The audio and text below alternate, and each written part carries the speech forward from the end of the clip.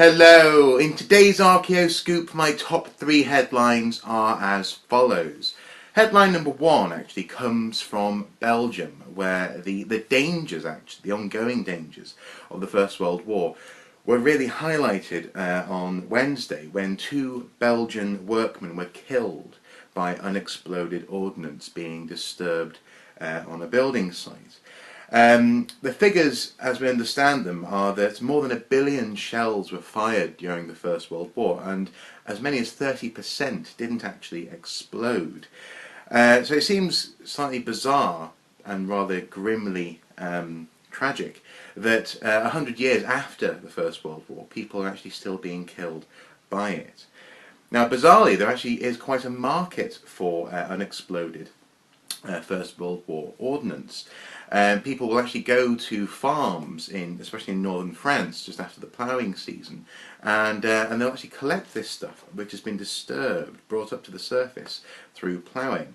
They'll collect it, take it home, and diffuse it at home, and then sell it online.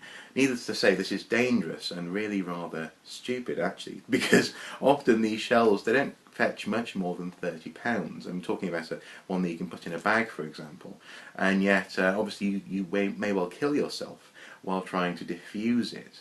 This is a tragic story which really highlights the hazard of dealing with ordnance from the time, but also as well, actually, as I say, the dangerous nature of physical remains from the period.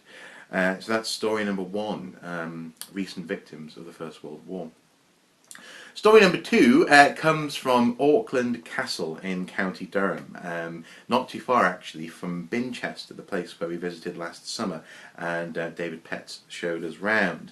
Auckland Castle is the seat, or for a long time was the seat, of the Prince Bishops of Durham, and has a long and fairly well understood history. But archaeologists have actually uncovered some mystery buildings close to the so-called Scotland Wing.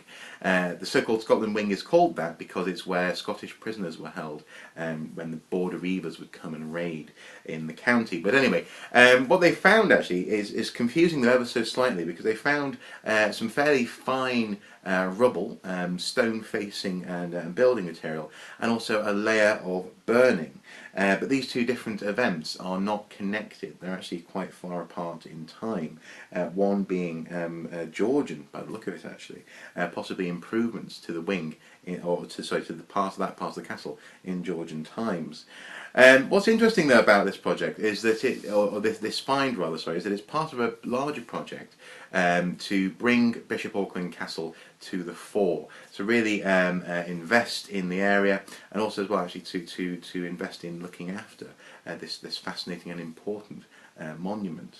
Natalie Swan, a project archaeologist for Archaeological Services Durham University, said that underneath the burnt area there's actually are substantial walls with a rubble core as well. That's most certainly probably a medieval building technique. There's actually some evidence of rather nice facing on those walls. So that's actually a third layer to this, and also 18th century pottery is being found all over the place. So they seem to be finding a fairly confusing picture, which is leaving them scratching their heads. But as she goes on to say, they've only scratched the surface of the site. So it's going to be really interesting seeing how that develops. Incidentally, actually, in the near future, if not this year, then certainly next year, actually, we'll be going to Auckland Castle with actually David Petts, so doing some work with him there. So Archaeosoup will continue to follow this story and bring you any developments as they occur. That's headline number 2. Headline number 3 actually comes from Stockholm. The Stockholm Museum of Near Eastern Archaeology has actually unveiled an excellent digital unwrapping of an Egyptian priestess. As this particular article points out, it used to be the case that an unwrapping of a mummy would be a dramatic event. It would draw in the crowds, but also it was inherently destructive. You're destroying everything about that particular mummy. However, this particular museum have used CT scanning to do an excellent investigation of the coffins indeed, and the mummy and the wrappings and all the jewellery around it, such that we don't actually have to destroy it in order to investigate it. Indeed, the public are invited, downright invited, to digitally pull apart this find, right the way down to the bones, up through the flesh, like I said, the jewellery, the wrappings, and you can even bisect, for example, the whole thing, do like a cross section of all the different caskets with the mummy inside. It's a wonderful bit of digital archaeology, and something which, if I was living in the area, I would definitely pop down and have a look. So if you happen to live or are visiting Stockholm, why not pop in and take a look? Looks fascinating. So that's headline number 3. For those stories, along with all the other stories from the past week or so, all you need to do is check out the links, as ever, in the video information. They're there, laid out for your delectation and delight. I particularly enjoy stories this time linked with, for example, top 10 castles in Wales. Not so much a story as a list, I suppose, but also as well there are a few other very interesting stories that almost made it into my top 3. Actually, there was one about a shaman statue guarding the entrance to a tomb in Mexico. Again, well worth a read.